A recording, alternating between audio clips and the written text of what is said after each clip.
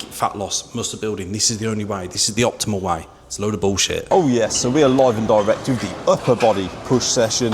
So this is where I just target chest, shoulders, triceps. First up is the Inclince Smith machine. Now I haven't been feeling my best recently. And do you know what I'm gonna link it to? I'm gonna link it to low fiber. A supermarket near me, obviously Dubai is all imported, so sometimes they don't have certain things. They haven't had the certain veggies that I usually buy. I haven't been buying them, haven't been eating them, because I didn't adapt my meal plan. And then all of a sudden, past week, 2 weeks, I've just felt myself starting to fade in terms of energy. So don't underestimate your fibre intake, your digestion, your nutrient absorption. It comes from it all. It is one of the secrets to keeping yourself in some nick and keeping yourself in a good place. Anyway, I'm waffling, let's get this fucking set.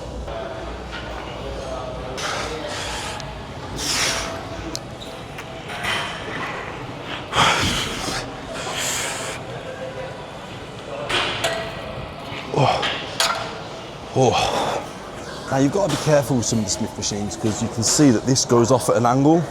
Now I like to do it so that the angle comes towards me and then I push away from it, but I've got pals who are in great shape, they like to do it the other way around. So you do is important, and sometimes they'll even come straight down. So sometimes you've got to kind of find what suits you, what feels the best, where you can get the most activation. So don't just be pigeonholed into what, this is the only way to do things. Everyone's gonna have a particular way that they like to do things and what feels the best for you. If you feel it the most, and that's where you can get the best stretch, best squeeze, do that. Don't have to listen to everyone. So that's the incline portion done of the session. I prioritise that at the start because I prioritise flat chest press in my other session. So we're kind of hitting both aspects and prioritising both. Now we're moving on to a flat machine press, takes out the stability factor. Just make sure with any kind of chest exercise, when you are gripping on any kind of machine, make sure that your hand is sat outside of your shoulder. A lot of people either come too narrow or too wide. You want to create the maximum range of movement, and you can see that's where you're going to generate the most stretch. A lot of people either come too close, stretch the triceps or the shoulder, or they go too wide and stretch the chest too much. I find if you just come up just outside your shoulders, you can actually pull with your back. That's going to, obviously, because you've got your chest trying to stretch around your rib cage, and if you're here, you're going to push your shoulder forward and you're going to hurt your triceps and your elbow. So make sure you've just got a good grip and pull with your back, puff your chest out. So this one's a little bit of a difficult one to film, so just bear with me. So when we're doing the chest exercises, always make sure that your chest, like I said earlier, it wants to be sat outside where your shoulder is. If you're too narrow, you're going to hurt your shoulder and your tricep. If you're too wide, you're going to put your chest in a stretched position too much and you're not going to be strong in it. This is going to be dictated by how broad you are. So it's going to be individual to you. So don't just think that there's one set way. Again, it's to you, your body type, how broad you are. If you've got quite narrow shoulders, you'll come narrower. I'm pretty mid-build, so I'll probably go about here. I know lads who come all the way out here because they're broader than I am. I put my feet up because I find that I can push my rib cage through the bench and I find I get a little bit more force. But obviously takes out that stability factor. All right, let's have it.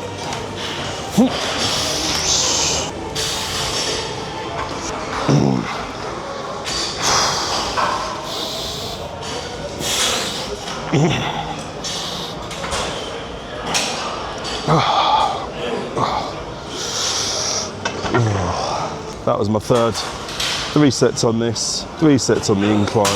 Now we're moving on to shoulders. Leg go. So this is machine shoulder press, but I use it the opposite way round. I find the seated fixed position, don't really like it, the stress it feels on my shoulder.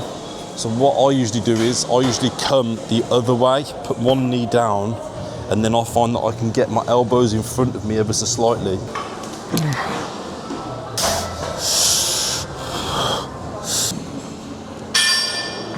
The idea with shoulders for me is a lot of people come out square, but it's not that you're stretching the muscle here, you're actually stretching the joint. Whereas if you bring that elbow in front of you ever so slightly, you can see that the delt is having to stretch right across, and that's your full range of movement. If you look at all of the top Olympic weightlifters, their shoulders come all the way into here because their front delt's put in the most stretched position. Whereas I feel like a lot of gym machines, even a lot of like bodybuilders, they come out here, and I feel like you're just limited with the range of movement And we don't just want to look good, we want to actually be strong for the full range of movement. So that's why I was come to elbow in front of me, and I found that I've had a lot less shoulder issues this way, and I'm able to load it a lot more, although it takes a lot of bit of patience because you're not as strong to start with. So give it a try, I guarantee, get rid of all your shoulder injuries. Once I started lifting with my shoulder going from there to there, and I've developed a nice rounded shoulder just from doing that. It's just little inches, little changes that you make to your program, to your movements, can have a huge impact over 6 months a year. So these hands down, best exercise for chest. I only do two sets of this just to finish my chest off.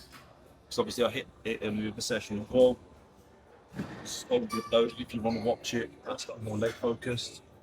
When we're setting this up, we want to have the bench out a little bit further. We want to have them up sat here in a neutral grip. You'll find that's when you get the maximum range of movement. And then when you're driving, you just focus on squeezing the chest.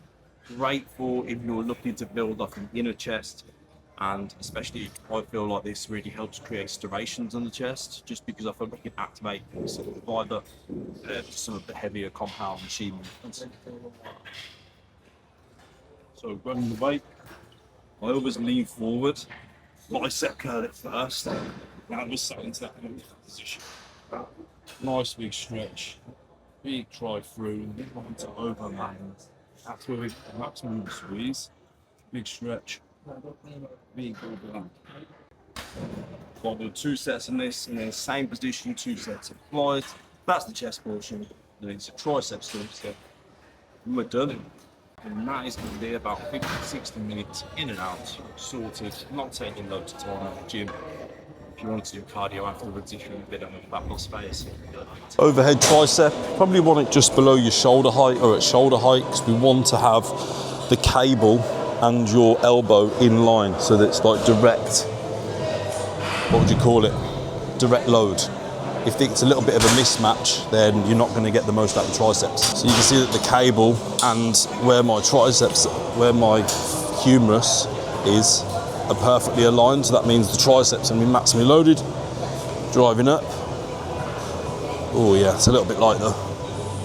Yeah, fuck that. Let's not waste the set. Only 1,000 kilo on there.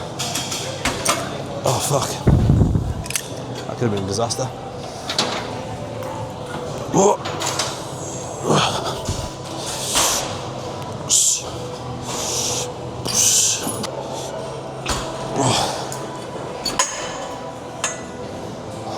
So then into these, kneeling down, we want to be using a rope, or you can use 2 ropes. I'm using this just because I find you can get that extra little kick out at the bottom, a bit more range of movement.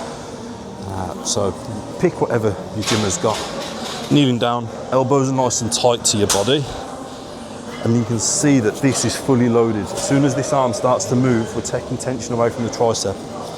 Elbows right into your sides, keep it fixed, triceps fully locked. Boom, pushing down, get that extra little squeeze at the bottom. That is where we're looking for that tension, that squeeze. That's the bit no one wants to do. Oh yes, so we are all done. Now that is simple, effective. I'm 34, been training 17 years. It's all about the basics, the fundamentals. People are trying to make it far more overcomplicated than it needs to be, about getting in shape. I'm in better shape than 99% of people, but not because I do fancy exercises, not because I use fancy supplements. I don't use any steroids, any peptides. I just do the basics, the fundamentals. I nail them to a T, and that will get you far further than all this complex shit that you see online. This game is simple stuff executed week in, week out, and you've just got to find it so it suits your lifestyle. Build a program around you 3-4 times a week. I only lift weights 4 times a week. I used to train 5-6 times a week, and I was wasting my time. People are really overcomplicating, getting in shape, make it fat loss, muscle building. This is the only way, this is the optimal way. It's a load of bullshit. I'm telling you now, it's just all about doing the basics, the fundamentals, learning your movements, learning your body, learning your numbers in terms of macros, how much weight you need to be lifting, progressively overloading, staying injury free, and I guarantee you will see the results that you want. Anyway, thanks for tuning in, subscribe if you want to, and yeah, if you liked it, and if you didn't, fuck yeah, see you later.